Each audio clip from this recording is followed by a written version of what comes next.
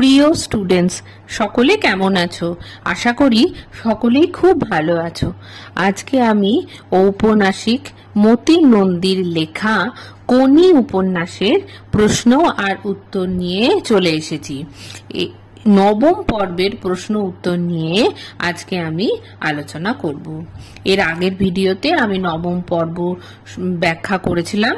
তোমরা যদি দেখে না থাকো তাহলে অবশ্যই আগের ভিডিওটা দেখে নিও, তাহলে তোমাদের সুবিধে হবে।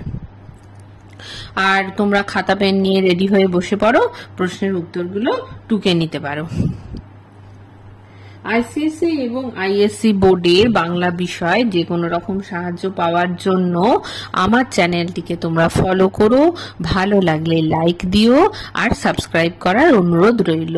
আমি দেখছি যে আমার চ্যানেল অনেকে দেখছো কিন্তু তারা এখনো সাবস্ক্রাইব করে উঠতে পারোনি, তাই আমার একান্ত অনুরোধ যে তোমরা আমার চ্যানেলটিকে প্লিজ সাবস্ক্রাইব করো, তাহলে কাজের উৎসাহ আমার অনেক বেড়ে যাবে।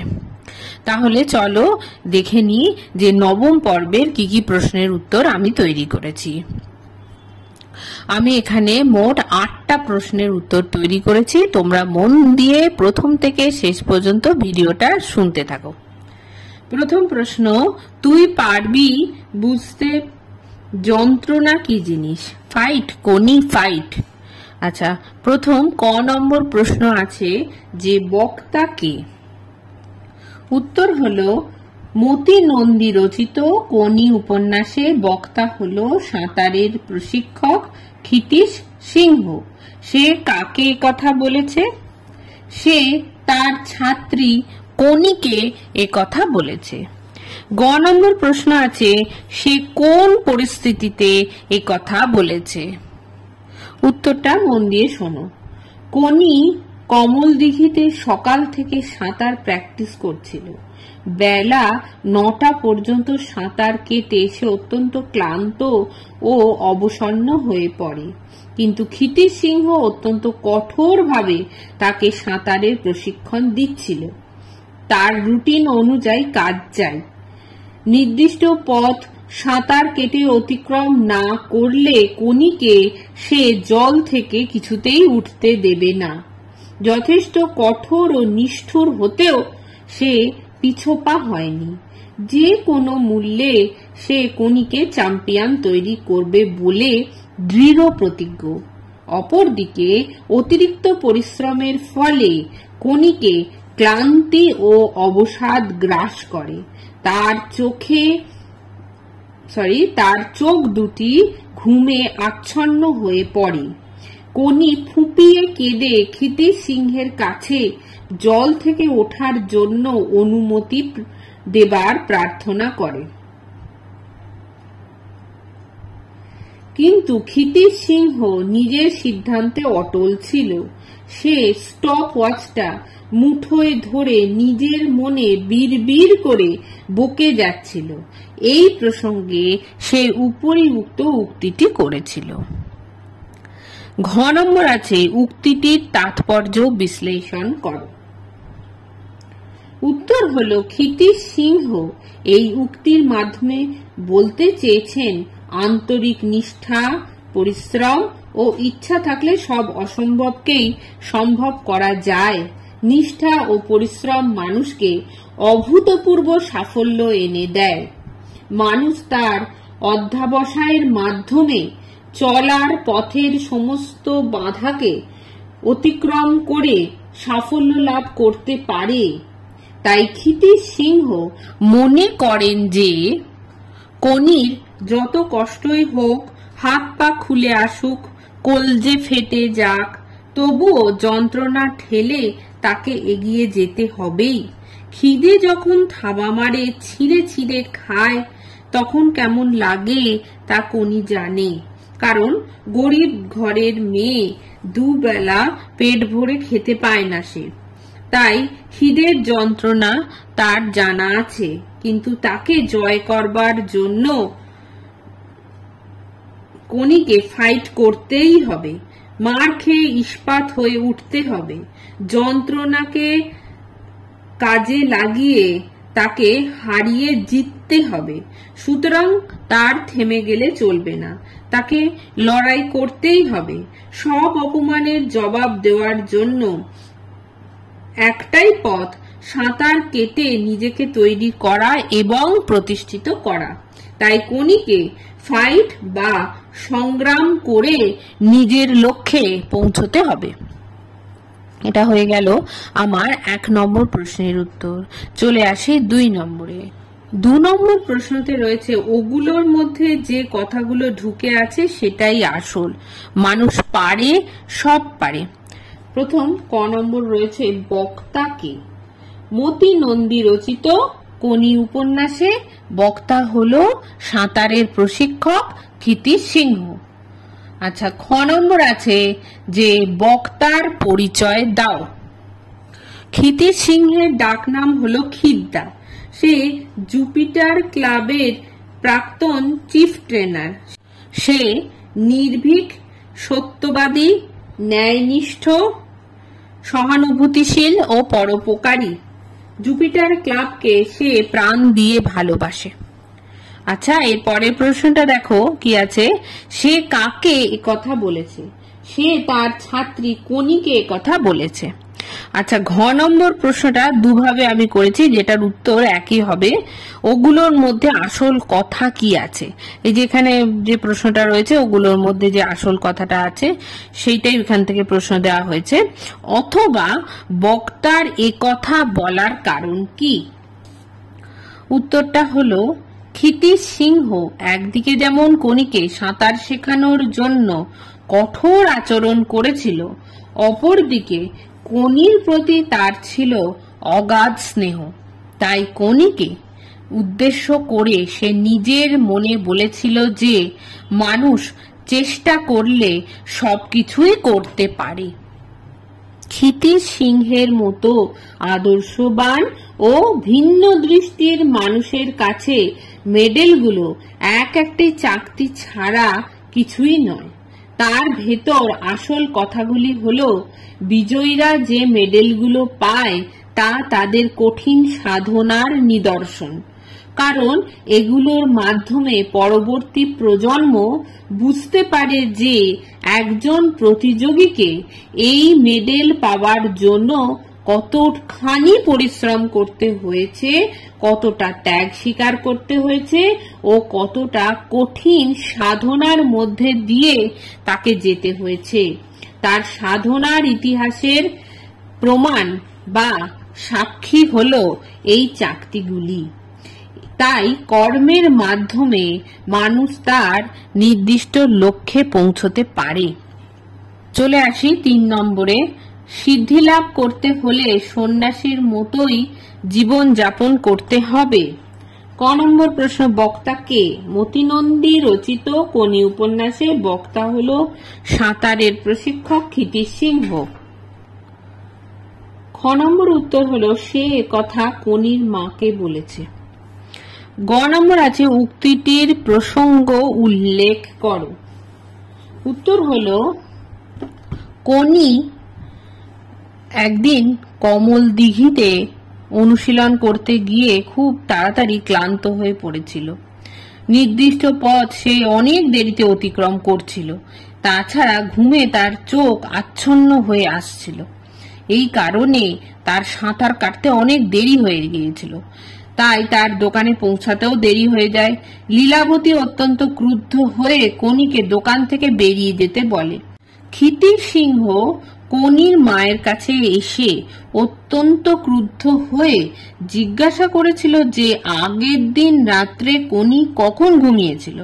কোনির মা ভয়ার্ত হয়ে জানায় যে গত রাত্রে কোনি যাত্রা শুনতে গিয়েছিল, তাই তার ঘুমাতে রাত 1টা বেজে গিয়েছিল।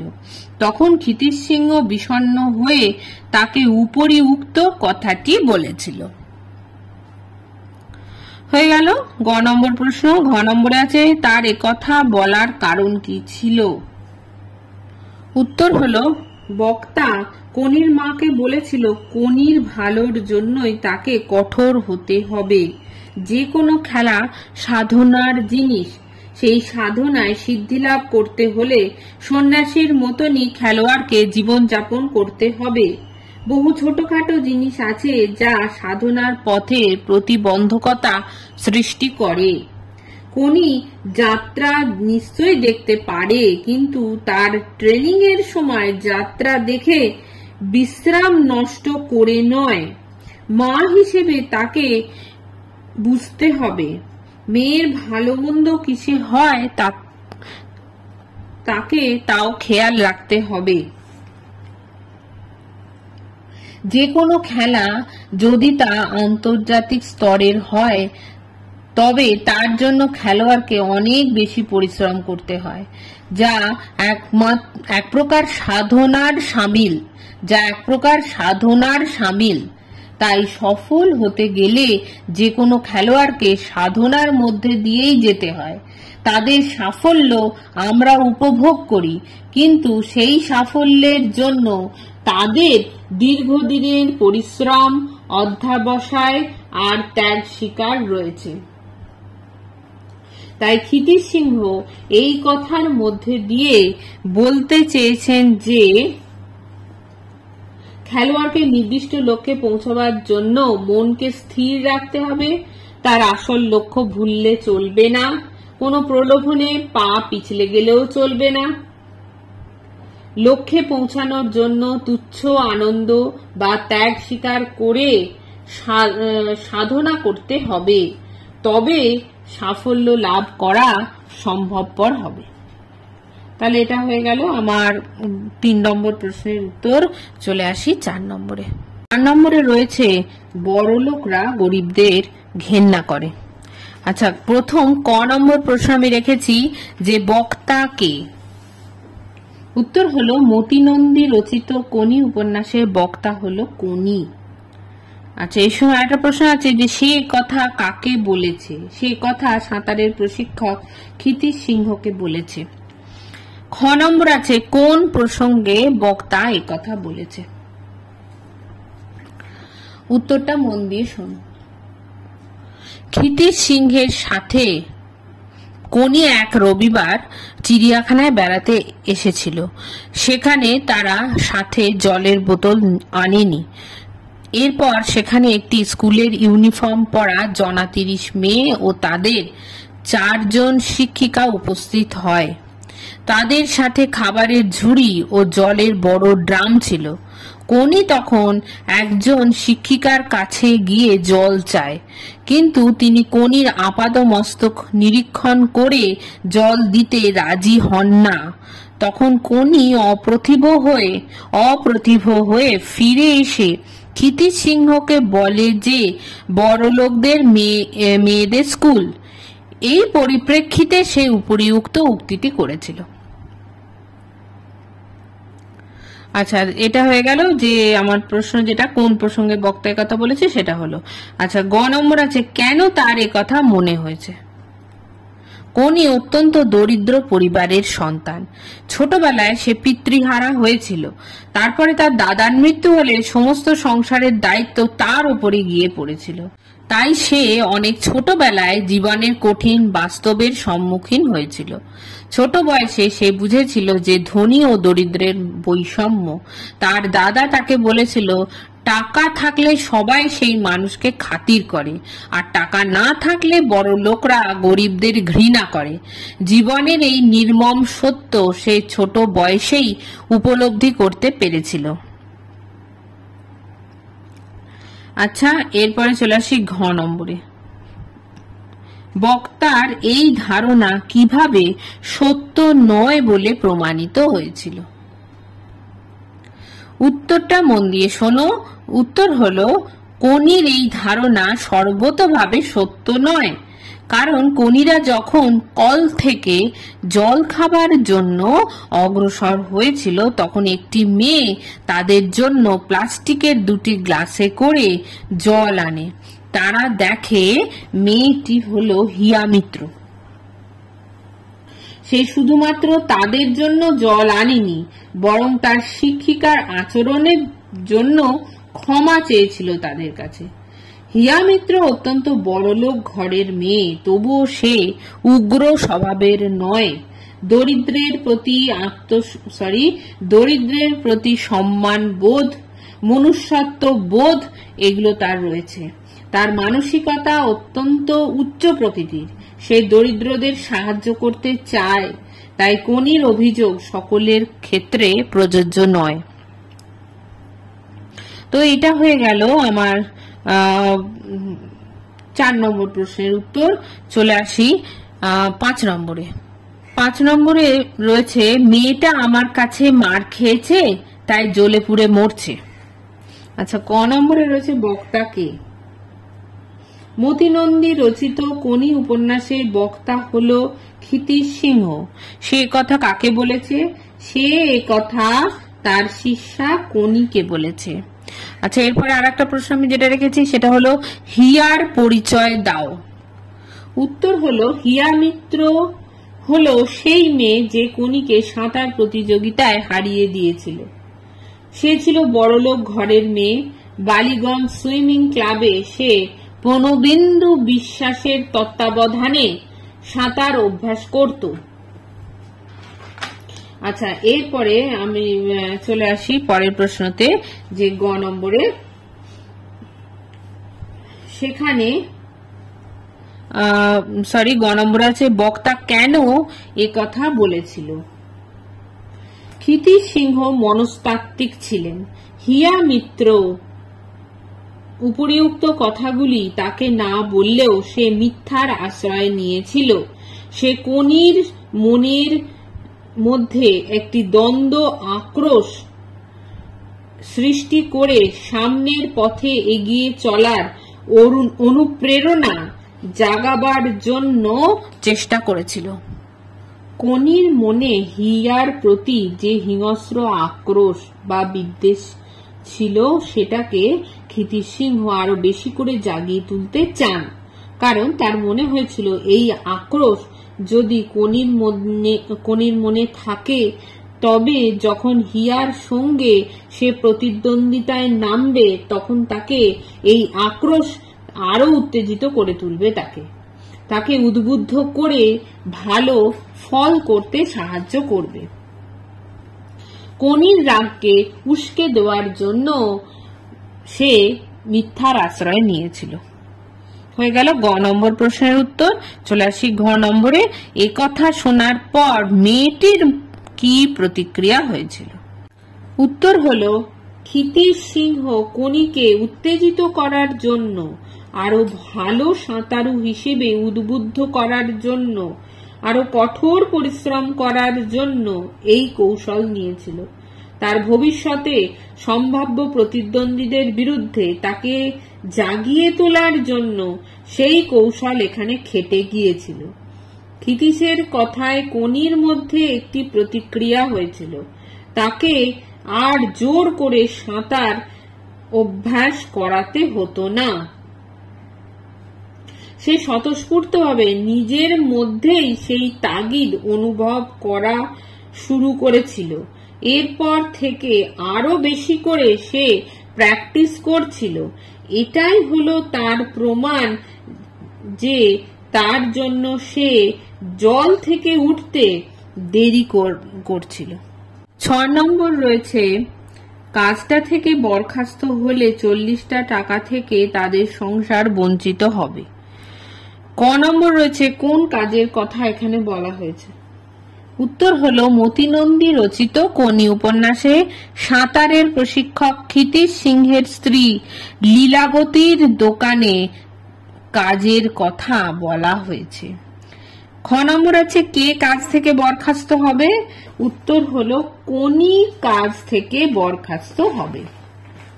আচ্ছা, গ নম্বর আছে, সেখানে সে কি কি কাজ করত? উত্তর হলো, কোনিকে প্রতিদিন সকাল 10টার সময় লীলাবতীর দোকানে প্রজাপতির রোলার শাটারের তালা খুলতে হতো। দোকানে ঝাঁট দিয়ে কাউন্টার মুছে, কুঁজোয় জল তুলে তাকে 5 মাস খাটতে হতো। দুপুরে আবার সে ক্ষিতিশ সিংহের বাড়িতে এসে ভাত খেত।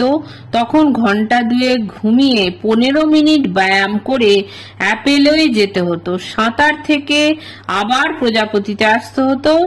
দোকান বন্ধ করে সে লীলাবতীর সঙ্গে ফিরত। রাত্রে খেয়ে ফিরে যায় বস্তিতে মা ও ভাইয়েদের কাছে। কোনি তার জন্য 40 টাকা মাইনে পেত। এই কাজের যে বর্ণনা সেটা তোমাদের বইতে রয়েছে, তোমরা সেখান থেকে পেয়ে যাবে। আচ্ছা, ঘ নম্বর রয়েছে তাকে বরখাস্ত করার কারণ কি? উত্তর হলো কোনির একদিন কমল দিঘিতে সাঁতারের অনুশীলন করতে দেরি হয়ে গিয়েছিল। তাই সে না খেয়ে প্রায় ছুটতে ছুটতে দোকানে উপস্থিত হয়। কিন্তু সেখানে গিয়ে সে দেখে তার পৌঁছাবার আগেই লীলাবতী পাশের দোকানের ছেলেটিকে দিয়ে শাটার তুলে দোকান খুলিয়েছে। তাকে দেখে ক্রুদ্ধ লীলাবতী দোকান থেকে তাকে বেরিয়ে যেতে বলে, কিন্তু কোনি ফ্যাকাশে মুখ করে মুখ নামিয়ে দাঁড়িয়ে থাকে। সে একে একে তার কাজগুলো শেষ করে। সে অত্যন্ত ভদ্র ও সভ্য মেয়ে ছিল। সে জানতো অর্থের মূল্য, কারণ সে দরিদ্র পরিবারের মেয়ে। আর্থিক কষ্টের সাথে সে পরিচিত ছিল। সে জানতো তার সাংসারিক শোচনীয় পরিস্থিতির কথা। ক্লান্তিতে ও ক্ষুধায় সে চোখে ঝাপসা দেখে ও পা টলতে থাকে। দোকানে তার বসার জায়গা না থাকায় সে দাঁড়িয়ে দাঁড়িয়েই ঘুমোতে থাকে। সে বিশ্রামের জন্য বাড়ি যেতে চাইলে লীলাবতী তাকে যাবার অনুমতি দেয় না। তাই সে নীরবে দরজার কাছে দাঁড়িয়ে থাকে, কারণ সে যদি তার কাজ থেকে বরখাস্ত হয় তবে তার পরিবারের লোকেদের না খেতে পেয়ে মৃত্যু হবার মতন অবস্থা হবে। তাহলে এটা হয়ে গেল আমার 6 নম্বর প্রশ্নের উত্তর। চলে আসি 7 নম্বরে। আচ্ছা দেখো, 7 নম্বরে রয়েছে খিদ্দা আমায় কষ্ট দেয়। দাদা। ক নম্বর আছে বক্তা কে? মতি নন্দী রচিত কোনি উপন্যাসে বক্তা হলো কোনি। আচ্ছা, এই সময় খ নম্বর আছে সে কোন পরিস্থিতিতে কাকে উদ্দেশ্য করে এ কথা বলেছে? একদিন দুপুরে খাওয়া দাওয়ার পর কোনি ঘরের মেঝেতে অকাতরে ঘুমিয়ে পড়েছিল। ক্ষিতিশ তার মাথায় হাত বুলিয়ে দিচ্ছিল। ঘুমের মধ্যে কোনি এ কথা তার দাদা কমল পালকে উদ্দেশ্য করে বলেছিল। আচ্ছা, এরপরে আছে যে গ নম্বরে যে খিদ্দা তাকে কিভাবে কষ্ট দেয়। উত্তর হলো খিদ্দা হলো ক্ষিতিশ সিংহ। সে কোনির সাঁতারের কোচ। কোনিকে সাঁতারে সর্বপ্রকারে পটু করে চ্যাম্পিয়ন করাই তার লক্ষ্য ছিল। ক্ষিতিশ সিংহ জীবনে নানা অপমান সহ্য করেছিল জুপিটার ক্লাবের সদস্যদের কাছ থেকে। সেই অপমানের জবাব দেওয়ার জন্য সে কোনিকে সাঁতারু করার চেষ্টায় অক্লান্ত পরিশ্রম করত। কিন্তু ছোট মেয়ে কোনির পক্ষে সবসময় পরিশ্রম করা সম্ভবপর ছিল না। তাই সে জল থেকে ওঠার জন্য মিনতি করলে ক্ষিতিশ সিংহ তাকে জল থেকে উঠতে দিত না, কারণ যতটা পথ তার অতিক্রম করার কথা সেই রুটিন অনুসারে সে কাজ করতে বলতো। টাইম না হওয়া পর্যন্ত সে তাকে জলে থাকতে বাধ্য করত, লগা নিয়ে তাড়া করত, ঢিল মারত, কামাই করলে ভীষণভাবে বকাঝকা করত। শরীর ক্লান্ত অবসন্ন হয়ে পড়লেও কোনিকে সে ছাড়ত না পরিশ্রম করা থেকে। ঘুমের ঘোরে কোনি সেই কষ্টের কথাই তার দাদাকে বলেছিল। আচ্ছা, ঘ নম্বর আছে খিদ্দা বক্তাকে কি কি দেখানোর প্রতিশ্রুতি দিয়েছিল। খিদ্দা ঘুমন্ত কনিকে চিড়িয়াখানায় নিয়ে গিয়ে কুমির দেখাবে বলেছিল। তাছাড়া সে কনিকে বলেছিল তারা বেলুড় মঠ, ব্যান্ডেল চার্চ, ডায়মন্ড হারবার, জাদুঘর ইত্যাদি স্থানে বেড়াতে যাবে। তারপর কনি দিল্লি, বোম্বাই, মাদ্রাজ যাবে। তারপরে দূরে Tokyo, London, Berlin, Moscow, new York ইত্যাদি স্থানেও যাবে। প্রকৃতপক্ষে কনিকে নিয়ে ক্ষিতিশ সিংহ যে সব স্বপ্ন দেখেছিল তা কনির অজান্তে ক্ষিতিশ সিংহ কনিকে বলতে থাকে। লাস্ট লাইনটা আরেকবার বলছি। প্রকৃতপক্ষে কনিকে নিয়ে ক্ষিতিশ সিংহ যে সব স্বপ্ন দেখেছিল তা কনির অজান্তে ক্ষিতিশ সিংহ কনিকে বলতে থাকে। আচ্ছা, 8 নম্বরে চলে যাই যে হতভম্ব শুধু হিয়াই নয়, ক্ষিতিশও।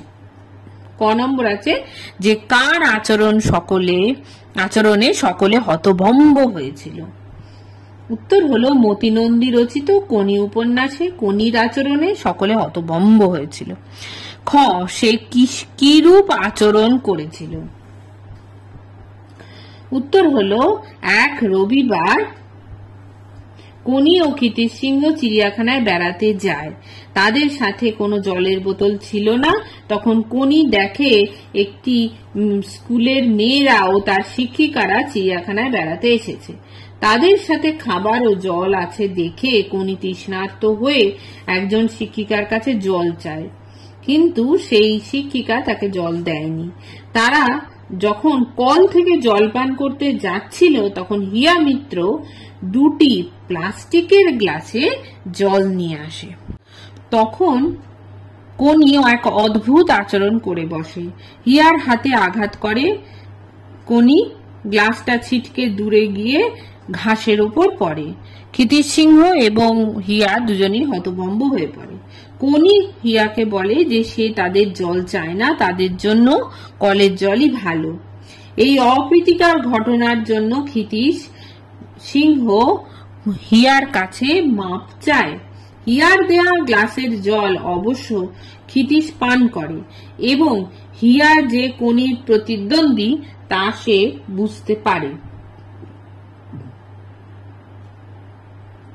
আচ্ছা, এরপরে গ নম্বর আছে যে তার এরূপ আচরণের কারণ কি ছিল। উত্তর হলো কনি এই ঘটনার পূর্বে একদিন এক সাঁতার প্রতিযোগিতায় হিয়া মিত্রের কাছে হেরে যায়। কনির মধ্যে একটি দুর্বলতা হলো তার অপমান বোধ। হিয়া মিত্র কনিকে না চিনলেও কনি কিন্তু হিয়াকে নিজের প্রতিদ্বন্দ্বী বলে মনে করে। তাই হিয়া তাকে জল দিলে সে নিজের রাগ প্রকাশ করে ফেলে। তার মনের মধ্যে যে অপমানের আগুন জ্বলছিল তাই তার আচরণের মধ্যে দিয়ে প্রকাশ পায়। চলে আসি ঘ নম্বরে। এরপরে ক্ষিতিশ সিংহ তাকে শাসন করলো না কেন। উত্তর হলো কনি জলটা ফেলে দিয়ে হন হন করে এগিয়ে যায়। ক্ষিতিশ কনির এই আচরণের জন্য হিয়ার কাছে ক্ষমা চেয়ে নেয়। সে প্রথমে ভেবেছিল কনিকে সে বকবে, কিন্তু সে পরে কনিকে কিছুই বলেনি। হিয়ায় যে কনির ভবিষ্যৎ প্রতিদ্বন্দ্বী সেটা ক্ষিতিশ বুঝতে পারে। তাই ক্ষিতিশ সিংহ কনির মনের মধ্যে হিয়ার প্রতি যে হিংস্র আক্রোশ রয়েছিল তাকে ভোঁতা করে দিতে চায়নি। সেটা কনির মনের মধ্যে আগুনের মতো জ্বলতে থাকুক, সেটাই ক্ষিতিশ সিংহ চেয়েছিল, যা ঠিক সময়ে তার যেন প্রকাশ ঘটে। কনির মনে হিয়ার প্রতি যে হিংস্র আক্রোশ বা বিদ্বেষ আছে সেটাকে ক্ষিতিশ আরো বেশি করে জাগিয়ে তুলতে চেয়েছিল, কারণ তার মনে হয়েছিল এই আক্রোশ যদি কনির মনে থাকে তবে যখন হিয়ার সঙ্গে সে প্রতিদ্বন্দ্বিতায় নামবে তখন তাকে এই আক্রোশ আরো বেশি উত্তেজিত করে তুলবে, তাকে উদ্বুদ্ধ করে ভালো ফল করতে সাহায্য করবে। তাহলে এটা হলো আমার মোট 8টা প্রশ্নের উত্তর। তোমরা এই উত্তরগুলো ভালো করে তৈরি করবে, কিন্তু অবশ্যই আগে কিন্তু উপন্যাসটা ভালো করে পড়তে হবে, কারণ আমি বলছি না যে এই 8টা প্রশ্ন থেকেই তোমাদের প্রশ্ন দেবে, যে কোনো জায়গা থেকে লাইন তুলে দেবে। তাই ভালো করে রিডিং পড়া থাকলে তোমরা কিন্তু অবশ্যই খুব ভালো উত্তর লিখে আসতে পারবে। আমি অনেক পরিশ্রম করে আমি এই উত্তরগুলো তৈরি করছি, তাই তোমাদের যদি কাজে লাগে তাহলে আমার পরিশ্রম সার্থক হবে। দেখা হবে পরবর্তী ভিডিওতে, যেখানে আমি পরের পর্ব নিয়ে আলোচনা করব। সকলে খুব ভালো থেকো।